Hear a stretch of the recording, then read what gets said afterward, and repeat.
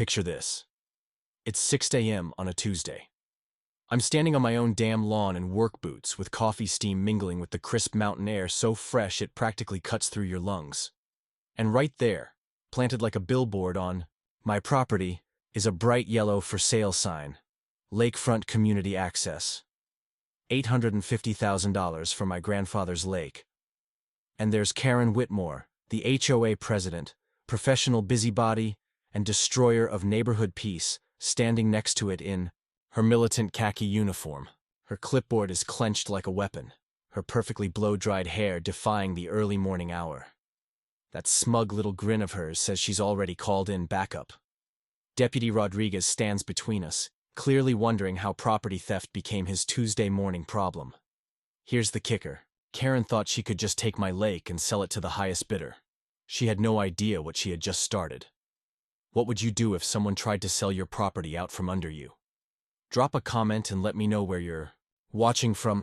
I'd love to hear your stories of dealing with power-hungry HOA bullies. Let me backtrack and tell you how this mess started. My name's Marcus Kellerman, and 18 months ago, I inherited something that most people can only dream about. 40 acres of pristine Colorado mountain ranch, complete with an 8-acre natural lake that's been in my family since 1962. My grandfather, Gus, built this place from the ground up, one log at a time, when Pine Ridge Valley was nothing more than elk trails and wildflower meadows. I spent 15 years running heavy equipment in Denver, saving every penny, dreaming of the day I could leave the city rat race and settle here full-time. The sound of cattle lowing in the distance, the scent of pine needles thick as honey in the morning air. This was my slice of heaven, paid for with decades of sweat and my grandfather's stubborn refusal to sell to developers. The lake sits, like a jewel in the center of the property, fed by a natural spring that's never once run dry, even in the worst drought years. From the cabin my grandfather built perched on the small bluff overlooking the water, you can see for miles across the valley. Every morning, I'd walk down to the lake, gravel crunching beneath my boots, and thank the old man for holding on to this piece of paradise. But paradise has neighbors, and sometimes those neighbors are named Karen Whitmore. Pine Ridge Valley Estates sprouted up around my ranch about 8 years ago.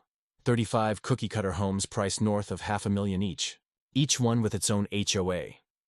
Karen bought the lot next to mine 3 years ago for $180,000.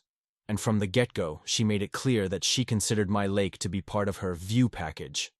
Karen's the retired bank manager type, the kind of person who measures every blade of grass, enforces every rule, and treats everyone else's business like her personal crusade. She runs her HOA like a military operation, complete with violation notices printed on official letterhead and a sprinkler system so perfectly timed you could set your watch to it, rotating through their zones at precisely 6:15 a.m. every morning. Trouble started last spring with her son's wedding. Picture this.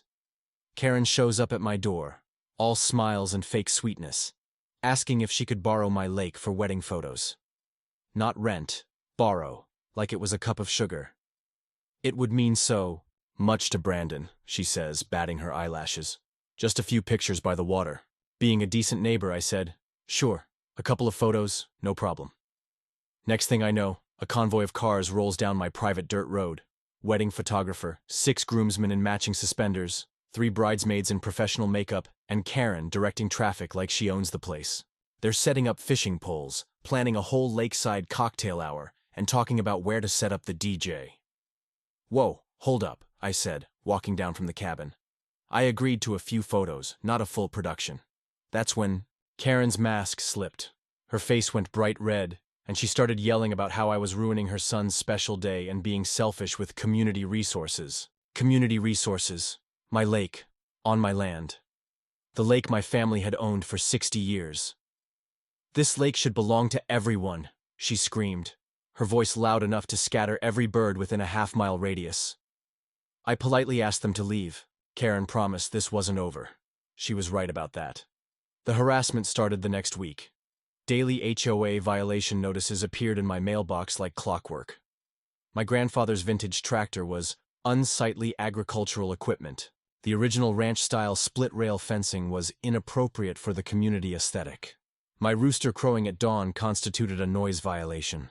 Each notice threatened $50 daily fines, certified mail, and legal action. I spent my evenings researching property law instead of enjoying my retirement. Neighbors who used to wave now avoided eye contact, afraid of getting on Karen's bad side. The local attorney, Bill Crawford, explained that HOA rules didn't apply to pre-existing properties, but filing fees and consultations had already cost me $200. That's when I realized Karen Whitmore wasn't just a difficult neighbor. She was on a mission to steal my lake, one violation notice at a time. Karen's next move? Pure genius. If you consider criminally stupid with a side of fraud to be genius. She hired a surveyor. Not just any surveyor, mind you, but her brother-in-law, Rick, whose qualifications seemed to include owning a measuring tape and sharing Karen's DNA. Rick showed up one morning in a rusted pickup truck held together with duct tape, carrying equipment that looked like it came from the Carter administration. "Just doing a routine boundary check," Rick said, setting up his ancient transit like he actually knew what he was doing. The smell of his cigarettes mixed with diesel exhaust from his rattling truck created an aromatic cloud of incompetence that hovered over my property like a toxic fog. By afternoon, Rick had planted survey stakes claiming my lake extended onto community easement land. Not some of it, half of it. According to Rick's professional assessment, the Pine Ridge Valley HOA had rights to 4 acres of my 8-acre lake, including the best fishing spots and the natural swimming area. Karen posted official-looking notices around the neighborhood about a pending boundary adjustment. Suddenly, every soccer mom in the subdivision was buzzing about potential lakefront access. Property values could skyrocket with shared waterfront amenities. I started getting hostile phone calls from neighbors, demanding I cooperate with the community. The coffee shop went silent every time I walked in. Conversation stopped mid-sentence like I was some kind of pariah hoarding the community treasure chest.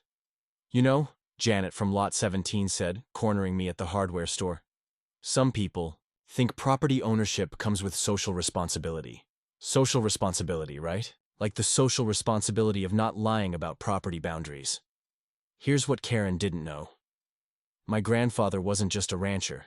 He was a meticulous record keeper. Every document, every survey, every piece of paper that proved ownership, he kept it all in an old military trunk in the cabin's back bedroom. The old man used to tell me, "Marcus, when someone questions what's yours, you better have the papers to prove it." I spent 3 days digging through decades of paperwork, breathing in the scent of old leather and dust, until I found what I was looking for. The original 1962 Federal Land Patent Survey. Hand-drawn boundaries, GPS coordinates, elevation markers, the works. Every square inch of that lake was mine, dating back to when the federal government first sold the land to settlers. It was time for professional help. Bill Crawford had warned me about situations like this during our first consultation. "Always hire a licensed surveyor when boundaries are disputed," he'd said. "It's expensive up front, but it saves thousands in legal fees later. A professional survey holds up in court. Your neighbor's cousin with a tape measure doesn't." Tom Harrison showed up with equipment that actually looked like it belonged in this century. GPS units that could pinpoint a golf ball on Mars, and 3 decades of experience drawing property lines.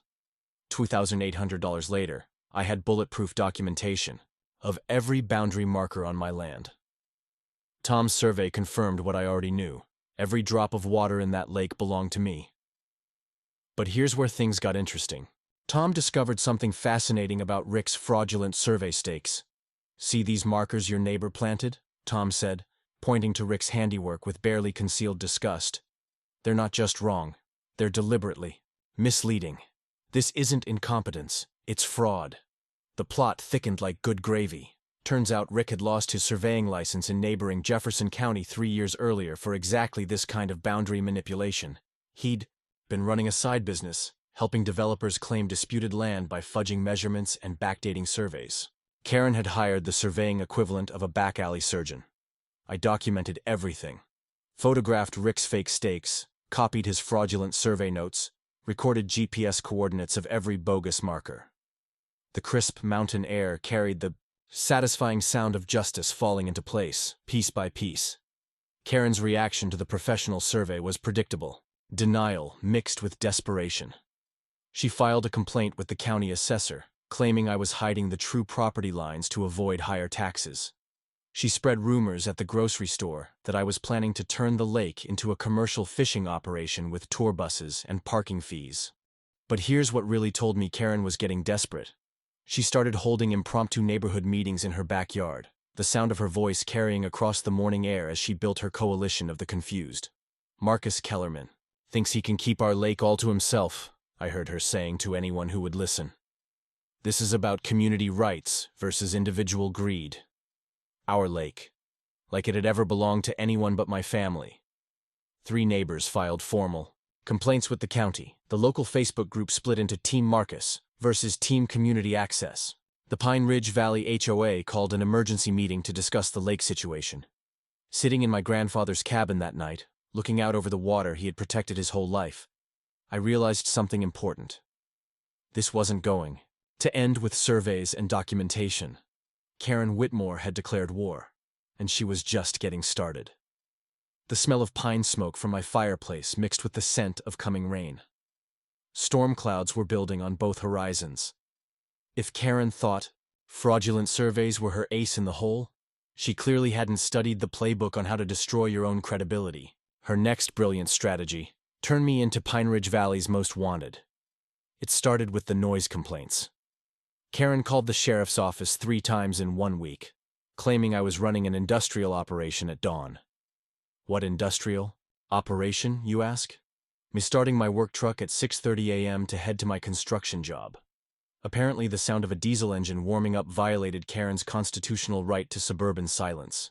We've got reports of suspicious vehicles coming and going at all hours, Deputy Rodriguez explained during his second visit that week, looking embarrassed. The suspicious vehicles turned out to be my work truck, my neighbor Bob's pickup when he stopped by to borrow tools, and the FedEx guy delivering a replacement part for my grandfather's vintage tractor. But Karen's masterpiece was the environmental violation complaint. She called the county claiming to witness ecological destruction because my cattle, all 6 of them, were drinking from the lake. You know, like cattle have done since the dawn of time. Like my grandfather's cattle had done for 60 years without causing the environmental apocalypse. Ma'am, Deputy Rodriguez said, during what I'm pretty sure was his most awkward conversation of the year, cattle drinking from a natural water source isn't actually illegal. The sound of his police radio crackling with real emergencies made the absurdity even more obvious. Here's a guy who should be chasing actual criminals instead, babysitting a property dispute between neighbors who can't play nice. I learned something important during those weeks. Documentation is your best friend when dealing with crazy. My grandfather used to say, "Son, when someone's trying to make you look bad, make sure you've got proof of who's actually behaving badly." Smart old bird. I installed security cameras around the property perimeter, started recording every interaction with Karen and her flying monkeys, and created a detailed log of harassment incidents with timestamps. Every fake violation notice, every bogus police call, every piece of manufactured drama went into my growing evidence file. That's when the cameras caught something interesting. Picture this: 2:47 a.m. on a Tuesday night, and there's Karen Whitmore creeping around my property line like some suburban ninja. My motion-activated cameras lit her up like a Christmas tree as she systematically removed every no trespassing sign I'd posted along the fence line. But wait, there's more. The next morning, Karen filed another environmental complaint with the county, claiming she'd witnessed me dumping litter around the lake. What litter, you ask? The same fast food containers and beer cans she'd scattered there herself the night before, clearly visible on my security footage. The crisp night air had carried every sound of her amateur sabotage mission. Footsteps crunching through pine needles, the metallic clang of fence posts as she worked, even her muttered complaints about selfish property owners echoing across the valley. When Deputy Rodriguez showed up to investigate the litter complaint, I had a little surprise waiting for him. "Deputy, before you write any reports, you might want to see this," I said, pulling up the security footage on my laptop. We watched Karen's midnight trespassing adventure in high-define color, complete with audio of her planting evidence and removing my signs. Rodriguez shook his head like a man questioning his career choices. "Mr. Kellerman, I'm going to need copies. File this footage for my report, and you might want to talk to a lawyer about filing charges." That afternoon brought Karen's next escalation: bureaucratic warfare. She filed a complaint with the state environmental agency about my unlicensed cattle operation. Never mind that my 6 cows were perfectly legal and had been grazing this land since before Karen was born. She reported me to the county building department for unpermitted structures targeting my grandfather's 60-year-old barn that was older than half the county officials. The fire marshal got a call about brush fire hazards from my natural vegetation. Each false report triggered an official inspection, costing me time I should have been spending at work and stress I didn't need in my life. But here's the thing about government inspectors. They know the difference between legitimate concerns and petty neighbor disputes. Every official who came out took one look around, realized they were dealing with a pristine ranch property, and started asking pointed questions about who was filing these complaints. "Between you and me," said the environmental inspector, a weathered guy named Pete, who'd been doing this job for 20 years. "We see this pattern sometimes. Usually means someone's got an agenda that has nothing to do with actual violations." The community center reeked of tension and burnt coffee during that month's HO meeting. Karen had prepared a PowerPoint presentation, because of course she had, titled "Protecting Our Community Values." She'd somehow obtained aerial photos of my property and was pointing out violations like a prosecutor presenting evidence to a jury. But when I stood up with my professional survey results and my growing collection of Karen's documented harassment, the room's energy shifted like air pressure before a thunderstorm. Several neighbors started asking uncomfortable questions about Karen's methods. The tide was beginning to turn, but Karen wasn't done fighting dirty yet. Karen's next move proved she'd graduated from neighborhood nuisance to full-blown media manipulator. If you can't win with facts, why not try fiction? She called the local newspaper with a soba story that would make Hollywood screenwriters weep with envy. According to Karen's version of reality, I was a wealthy landowner hoarding natural resources from hard-working families. She painted herself as a modern-day David fighting the Goliath of property rights, a community advocate standing up to greed and selfishness. "This is about basic fairness," Karen told reporter Janet Mills, her voice dripping with manufactured sincerity. "One man shouldn't be able to monopolize a natural wonder that could benefit dozens of families. Children should be able to experience the beauty of that lake." The story hit the Pine Ridge Valley Gazette's front page with the headline, "Lake Access Dispute Divides Community." So on, Karen had somehow positioned herself as the underdog fighting for the common good, while I came across as the villain hoarding my inherited privilege. My phone started ringing with angry voicemails from people I'd never met. "You should be ashamed of yourself," snarled one caller. "That lake belongs to everyone." Social media exploded with the hashtag #ShareTheLake complete with aerial photos of my property, and demands that I do the right thing. The local TV news picked up the story as their feel-good human interest piece of the week. There was Karen standing at my property line with a handful of neighborhood kids talking about community values and shared natural heritage. The camera angle made it look like I was some kind of feudal lord denying peasants access to the village. Well, that's when I realized Karen had made a critical tactical error. She'd escalated this into a public relations war, but she'd forgotten one crucial detail. I actually had the law on my side. My attorney, Bill Crawford, filed a harassment restraining order that read like a greatest hits collection of Karen's crazy. 3 pages of documented false police reports, trespassing incidents, defamation, and what the legal world politely calls intentional infliction of emotional distress. We sent cease and desist letters to the HOA demanding they stop sending violation notices for a property they had no jurisdiction over. The court filing revealed something fascinating that Karen had probably hoped would stay buried forever. Bill had done his homework, digging through public records, like a bloodhound following a scent trail. Turns out our community advocate had a history of neighbor harassment going back years. In her previous neighborhood, Karen had filed boundary disputes with 3 different property owners. She'd claimed her neighbors' vegetable gardens violated community aesthetic standards, demanded one family remove a treehouse because it blocked her view, and tried to force another neighbor to cut down mature oak trees that predated the subdivision by decades. The pattern was always the same. Karen would identify something she wanted, manufacture a community benefit angle, then launch an escalating campaign of harassment until she got her way, or the neighbors moved. She was like a neighborhood serial killer, but instead of bodies, she left behind a trail of for sale signs and broken community relationships. The sound of papers rustling filled Bill Crawford's office as he spread out Karen's legal history, like evidence at a crime scene. "Your neighbor has what we call a vexatious litigant pattern," he explained. She uses legal harassment as a weapon to get what she wants. But Karen wasn't done fighting dirty. In fact, she was just getting warmed up. She convinced the HOA board to file a lawsuit against the county assessor, claiming my property had been illegally exempted from community development standards. Her argument, the lake should be designated as a community resource and taken through eminent domain for the greater good of Pinnerage Valley residents. This time, she hired serious legal firepower, a downtown Denver law firm specializing in property disputes. These weren't small-town attorneys dabbling in neighbor squabbles. These were lawyers who charged more per hour than most people made in a week. The smell of fear and desperation filled the community center during the emergency HOA meeting, where Karen announced the lawsuit. When residents discovered she'd spent $45,000 in association funds without proper authorization, the room erupted like a pressure cooker with a broken valve. "You did what with our money?" shouted Bob Henderson from Lot 23, his face redder than a stop sign. "We never voted on this," added Sarah Jamie, frantically flipping through her copy of the HOA bylaws. "Legal expenditures over $5,000 require a majority vote." That's when I realized something beautiful was happening. Karen's nuclear option had backfired spectacularly.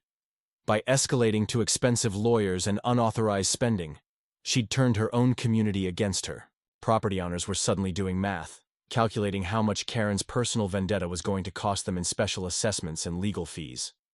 Several neighbors who'd been avoiding me for months suddenly found the courage to approach with quiet apologies and offers of support. The coffee shop conversations no longer stopped when I walked in. Instead, I started hearing whispers about Karen's financial irregularities and abuse of authority. Karen had wanted a war, and she was about to get one. But she'd forgotten the oldest rule in the book. When you're fighting dirty, make sure your own house is clean first. Sometimes the universe has a twisted sense of humor. Just when you think your neighbor has done her worst, legal discovery opens up a whole new world of "what the hell were you thinking, Karen?"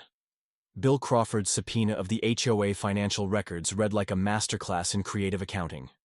Karen hadn't just been misappropriating association funds. She'd been running the Pinnerage Valley HOA like her personal piggy bank for 3 solid years. The numbers were staggering. $78,000 in administrative expenses that somehow found their way into the pockets of Karen's relatives.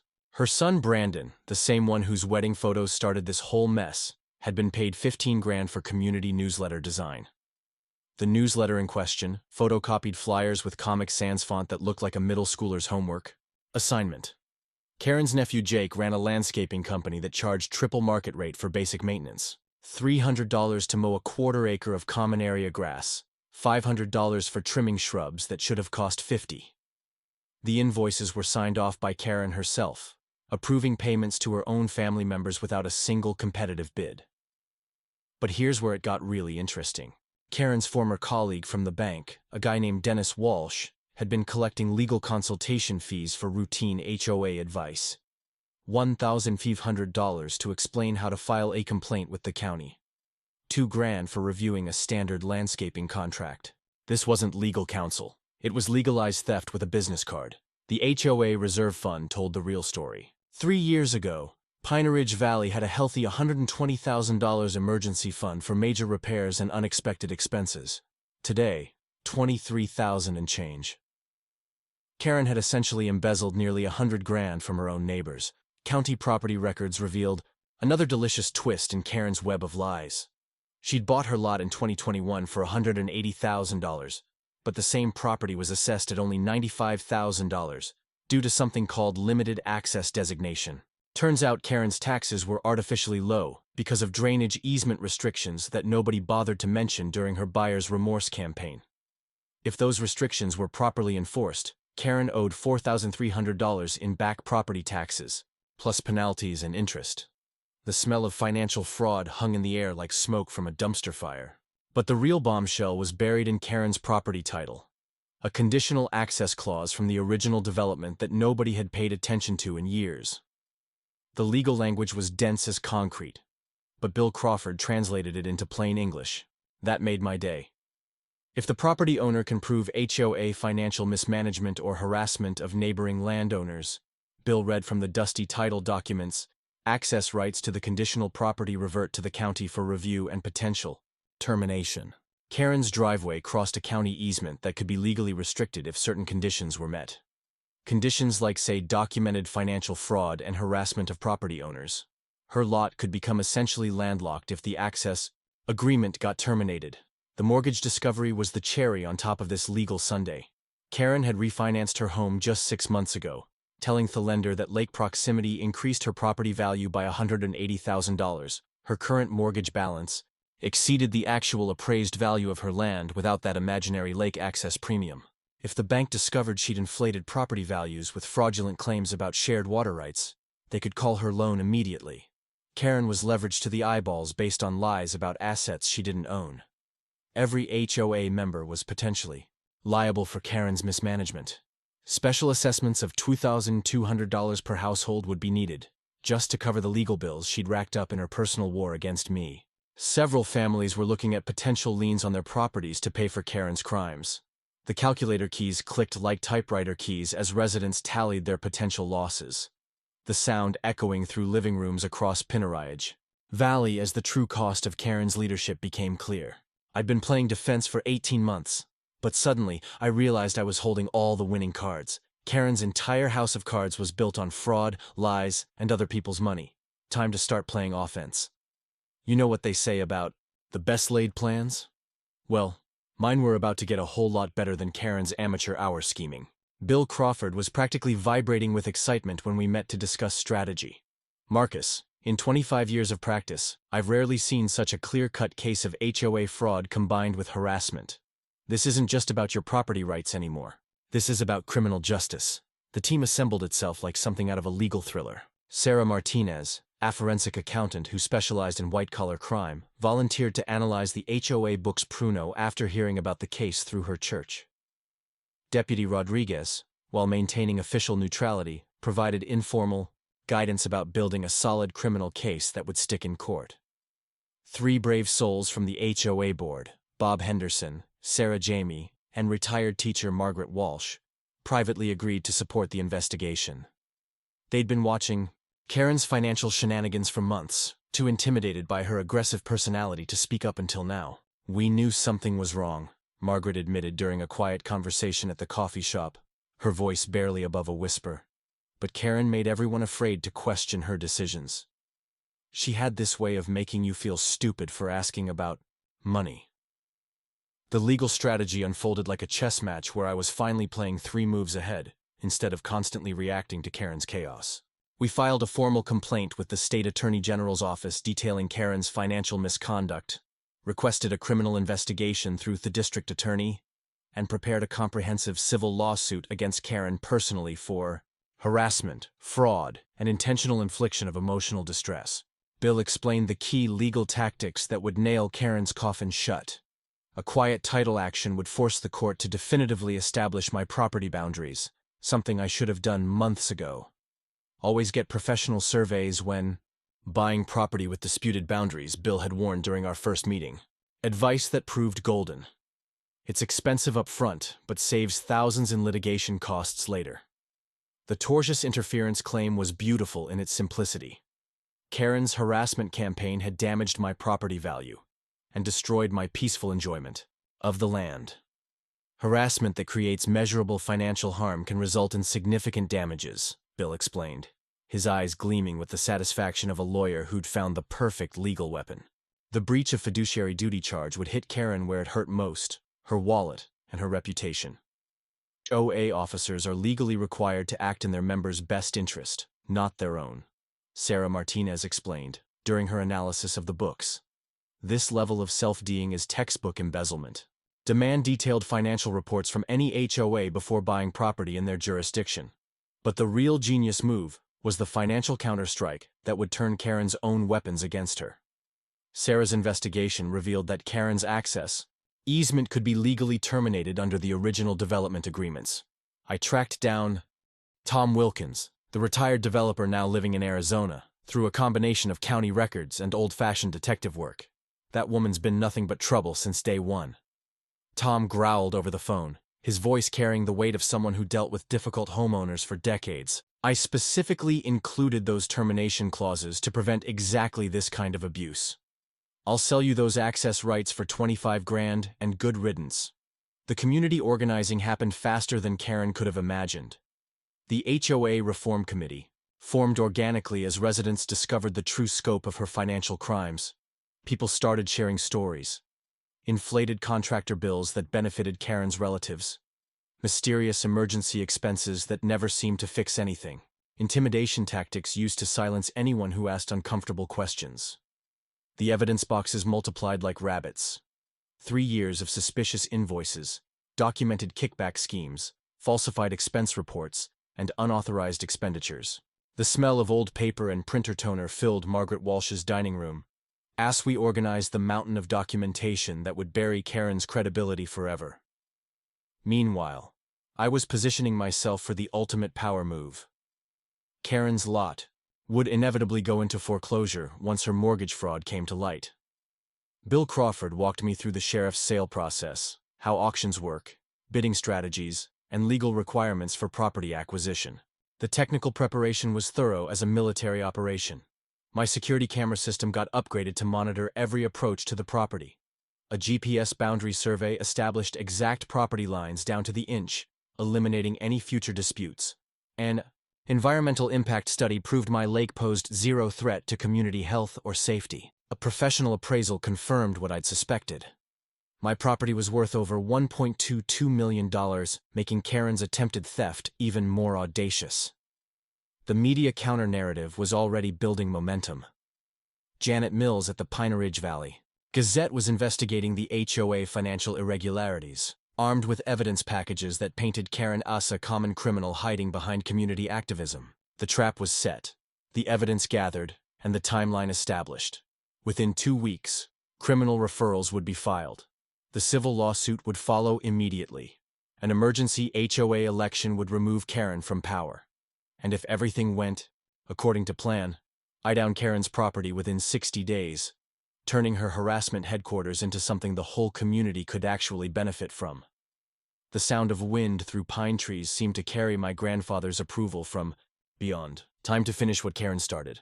They say desperate people do desperate things, but Karen Whitmore redefined the concept when she discovered the criminal investigation was closing in on her like a pack of bloodhounds following a money trail. Her first clue came through the legal gossip network. Apparently, her expensive Denver attorney let slip during a bar association cocktail party that the Whitmore case was attracting unwanted attention from the state attorney general's office. Word traveled fast in Colorado's legal community, especially when it involved HOA fraud and potential criminal charges. Karen's reaction was swift, stupid, and beautifully self-incriminating. At 27 a.m. on a Wednesday night, my upgraded security cameras caught Karen breaking into the Pine Ridge Valley Community Center like some middle-aged cat burglar. The motion sensors lit up the parking lot as she jimmied the back door with what looked like a crowbar.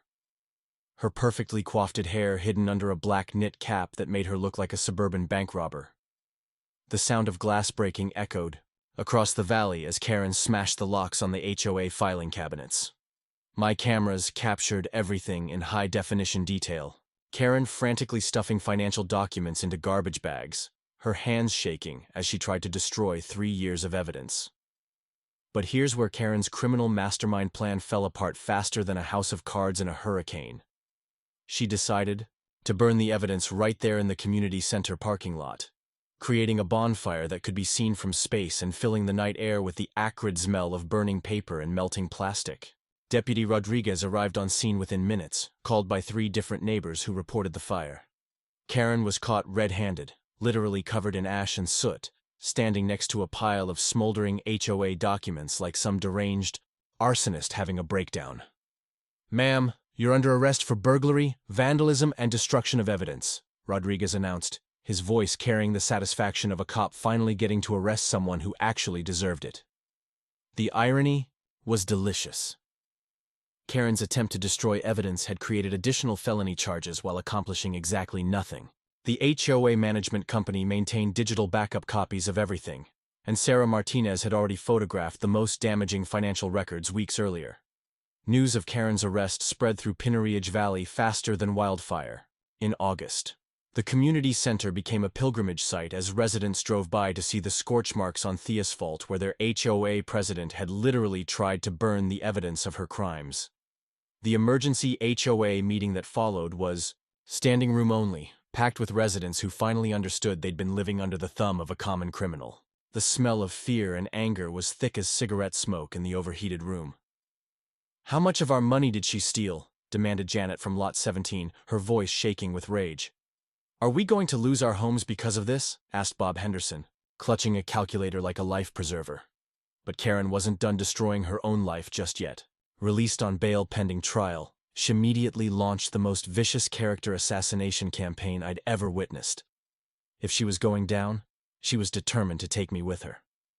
Karen created fake social media accounts to post defamatory content about my secret criminal history. Completely fabricated stories about environmental violations, tax evasion, and animal cruelty. She spread rumors that I was planning to turn the ranch into a commercial development, complete with hotels and parking lots. Marcus Kellerman orchestrated this entire investigation to steal lake access for himself, Karen told anyone who would listen, her voice carrying across the morning air as she cornered neighbors at their mailboxes. "He's a manipulative sociopath who's destroyed our community for personal gain." The lies multiplied like cancer cells. According to Karen's version of reality, I'd somehow convinced the state attorney general, multiple law enforcement agencies, and a forensic accountant to participate in an elaborate conspiracy to frame an innocent HOA president. Bill Crawford filed an additional defamation lawsuit, armed with screenshots of every fake social media post and recordings of Karen's slanderous statements. Each lie she told provided more evidence for our growing collection of civil and criminal charges. Meanwhile, the financial noose was tightening around Karen's neck, like a perfectly fitted collar. Her mortgage company discovered the fraud investigation through local news coverage and immediately called her loan due to material misrepresentation. Karen had 30 days to pay $340,000 or face foreclosure proceedings. Her frantic attempts to refinance failed spectacularly when criminal background checks revealed pending felony charges.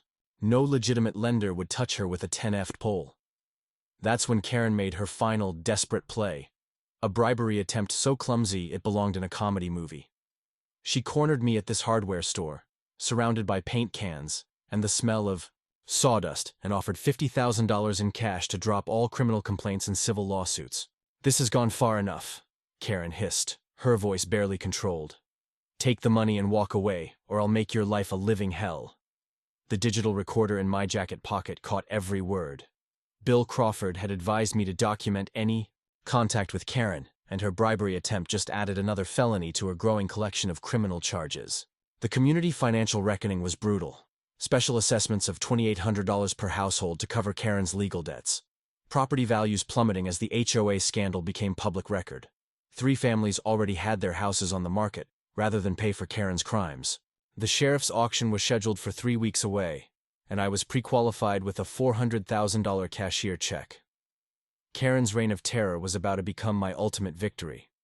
You'd think getting arrested for arson and bribery would teach someone to keep their mouth shut, but Karen Whitmore apparently skipped that lesson in Criminal Behavior 101.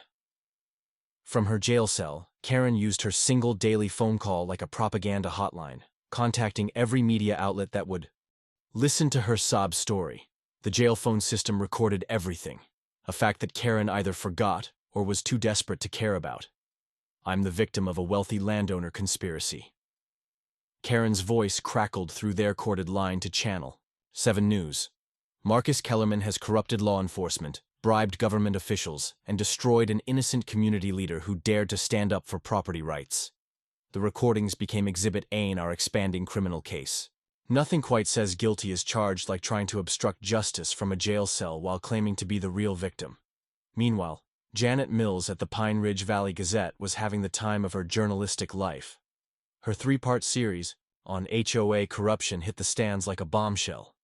Complete with photocopies of fraudulent invoices, Karen's fake survey documents, and a timeline of financial crimes that read like a masterclass in how not to run a homeowners association. The HOA story got picked up by Denver television news as a cautionary tale about unchecked HOA power. Suddenly, reporters were calling me for interviews. treating this backwoods property dispute like it was the Pentagon Papers of suburban governance. "Mr. Kellerman, how does it feel to expose this level of corruption in your own neighborhood?" asked the perfectly qua Channel 9 reporter, her camera crew trampling my flower beds in their enthusiasm to get the perfect shot of my lake. I kept my answers brief and factual, letting the evidence speak for itself. Karen was doing a fine job destroying her own credibility without any help from me. The community revolt was swift and merciless. The emergency HOA meeting to remove Karen from all positions passed by a vote of 32-0. Even her most loyal supporters had abandoned ship when the criminal charges became public. Board members who'd enabled Karen's financial crimes faced their own recall elections as residents demanded accountability from top to bottom. "We trusted her," Margaret Walsh said during the packed community meeting, tears streaming down her weathered face. "We thought she was protecting our property values, but she was stealing from us the whole time." Karen's family became collateral damage in her war against reality. Her son Brandon's wedding venue canceled their contract after seeing news coverage of the criminal charges. Her husband lost his job at First National Bank when his association with a criminal investigation became a liability for the institution's reputation. The smell of desperation hung over the Whitmore household like smoke from a house heir, as they were forced to sell vehicles, jewelry, and family heirlooms to pay for legal defense. Karen's social circle evaporated overnight. Former friends crossed the street to avoid being associated with Pinneridge Valley's most notorious criminal. The auction preparation moved forward like clockwork. Professional property inspections revealed Karen's lot had septic system problems that would cost $15,000 to repair, plus drainage issues in the backyard that explained the original limited access designation. My bid strategy accounted for necessary repairs, while keeping me well within budget for the ultimate real estate acquisition. Bill Crawford ensured all legal documents were ready for immediate property transfer. "Sheriff sales move fast," he warned. "Cash only. No financing contingencies, and you take possession within days of winning the bid." Karen's final court appearance was anticlimactic after months of dramatic escalation. Facing a mountain of evidence that would have impressed a federal prosecutor, she pleaded guilty to fraud, embezzlement, harassment, and destruction of evidence in exchange for 18 months in state prison, plus full restitution to the HOA.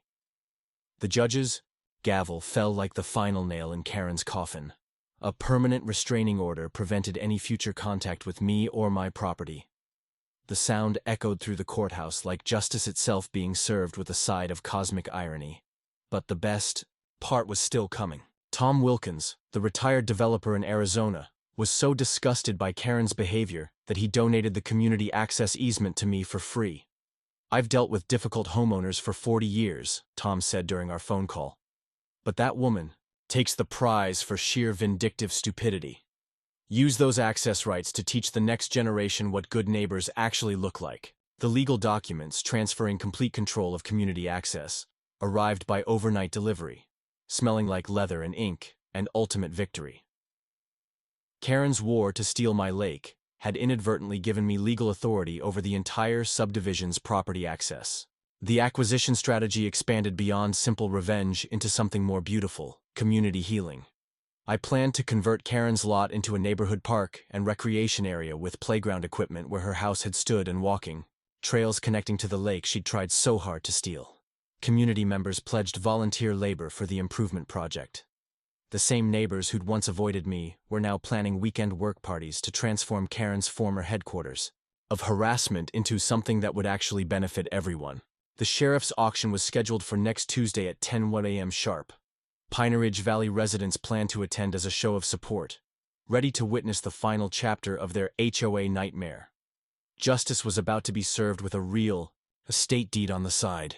Tuesday morning at the courthouse steps looked like the finale of a small-town drama that Hollywood couldn't have scripted better. 200 spectators gathered in the crisp mountain air, their breath forming little clouds as they waited for justice to be served with a real estate gavel.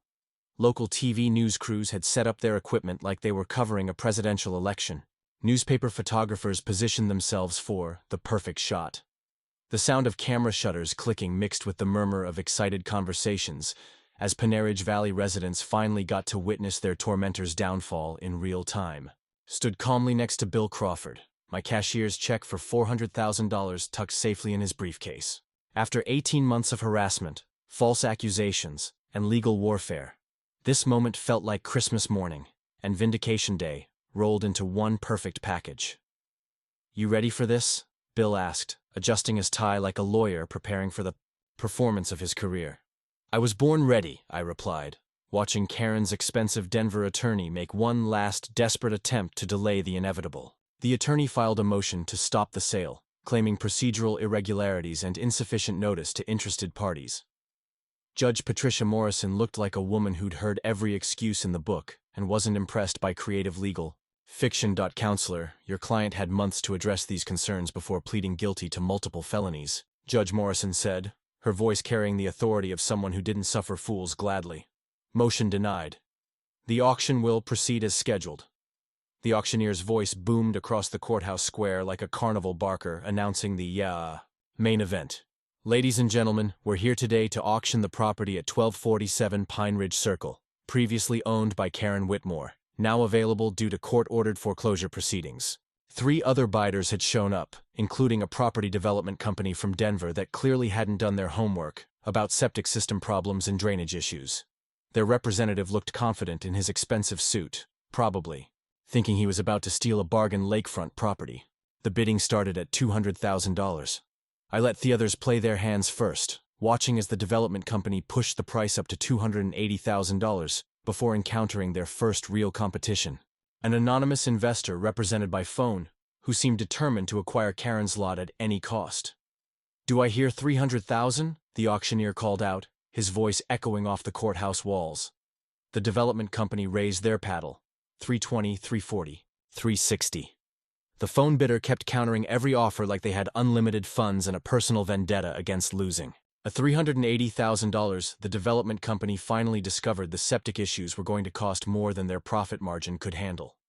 Their representative shook his head and stepped away from the bidding, leaving just me and the mysterious phone investor in the final showdown. $390,000 from the gentleman with the briefcase, the auctioneer announced, pointing at Bill Crawford. "Do I hear 400 or?" The phone bidder hesitated.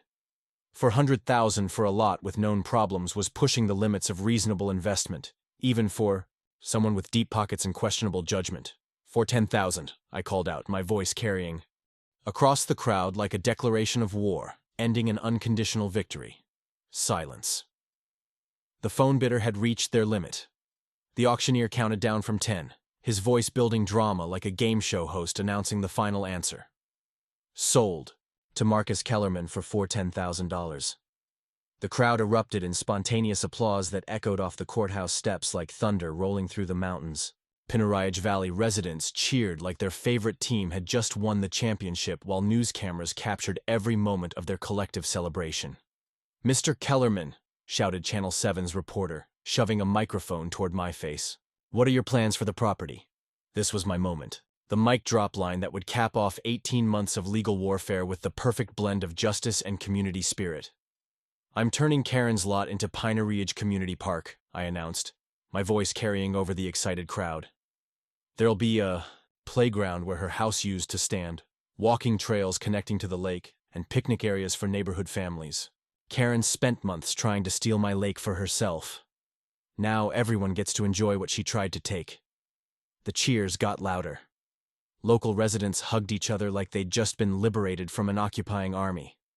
Margaret Walsh was crying, tears of joy. Bob Henderson was calculating how much money the community park would add to property values, and Janet Mills was frantically taking notes for her follow-up article. The power dynamic had shifted so completely that it felt like the earth had tilted on its axis. Karen's former rallies were shaking my hand and apologizing for their behavior. The same neighbors who'd avoided me for months were suddenly inviting me to barbecues and asking if I needed help with the park construction. "This is what community looks like," I told the assembled crowd, gesturing toward the excited faces surrounding us, not harassment and theft, but neighbors working together to build something beautiful. The morning air carried the sweet scent of victory mixed with pine needles and the promise of better days ahead. Karen's headquarters of hatred was about to become a symbol of healing, and justice had never tasted so satisfying. 6 months after the courthouse step celebration, Pine Ridge Community Park opened with a ribbon-cutting ceremony that would have made my grandfather proud. Where Karen's house once stood, the headquarters of 18 months of neighborhood warfare, children now played on swing sets and climbing structures, while their parents enjoyed picnic lunches on tables built by volunteer labor. I spent $45,000 renovating the lot, transforming Karen's former battleground into something that actually brought the community together. The walking trail connecting the park to the lake became everyone's favorite evening stroll with scenic overlooks where families could watch sunset reflections dance across the water that had started this whole crazy adventure. The sound of children's laughter replaced Karen's voice echoing across the valley with threats and complaints. Instead of the clicking of her militant sprinkler system marking time like a neighborhood metronome, we now heard the gentle splash of kids learning to fish and the satisfied conversations of neighbors who'd finally learned what it meant to be actual neighbors. The first annual Pine Ridge Festival launched on the anniversary of the sheriff's auction, featuring local food trucks parked where Karen used to hold her impromptu harassment meetings. Live bluegrass music filled the mountain air where her voice once carried poison and division. The festival raised $12,000 for the HO Abuse Prevention Scholarship, money that would help law students learn to protect communities from future Karens. My personal healing came gradually, like morning light creeping across the lake's surface. The harassment was finally over, replaced by the peaceful routine my grandfather had always envisioned for this land. Morning coffee on the cabin porch tasted sweeter without the daily dose of manufactured drama. The lake became what it was always meant to be, a centerpiece of community life instead of a source of bitter conflict. The broader impact surprised everyone, especially me. Law schools started using our case as required reading for property rights and HOA reform courses. The Colorado State Legislature passed the Pine Ridge Act, requiring HOA financial transparency and independent oversight for associations managing more than $50,000 in annual dues. I found myself testifying before a legislative committee, explaining to lawmakers how unchecked HOA power could destroy communities and bankrupt innocent homeowners. The sound of the gavel echoing in the state capitol felt like my grandfather's legacy, extending beyond our little valley into laws that would protect future families from Karen-style corruption. Karen's aftermath was swift and final. She served 14 months in minimum security prison, spending her days in the library, researching appeals that never materialized. Her husband divorced her the day she was sentenced, taking their adult children, and moving to Oregon to start over without the baggage of being married to Pine Ridge Valley's most notorious criminal. The financial justice was satisfying in its completeness. Criminal restitution payments slowly reimbursed the community for stolen funds, while my civil judgment provided additional compensation for harassment victims. HOA insurance settlements covered most legal expenses, and property values in Pine Ridge Valley not only recovered, but exceeded pre-scandal levels. I partnered with the county to create a permanent conservation easement on the ranch, ensuring the lake and surrounding land would be protected from development forever. Local schools now use the property for educational programs about water conservation and wildlife management, giving kids hands-on lessons about environmental stewardship that my grandfather would have loved. The community leadership transformation was complete. The new HOA board operates with radical transparency, monthly financial reports published online, major decisions requiring supermajority votes, and independent oversight for any expenditure over $500. Pine Ridge Valley became a model community that other subdivisions study when implementing responsible self-governance. My reluctant role as an HOA reform advocate led to speaking engagements across Colorado, helping other victims of HOA abuse navigate the legal system and fight back against petty tyrants who mistake community leadership for personal empires. Just last week, I got a call from a desperate rancher in Wyoming facing a similar situation. Corrupt HOA president trying to claim his family's grazing land through fraudulent easement claims. But that's a story for another day, involving different mountains and a whole new cast of characters who think they can steal what isn't theirs. As I sit on my grandfather's porch this evening, watching neighborhood children play in the park that used to be Karen's house, the scent of pine needles and barbecue smoke from family dinners fills the air.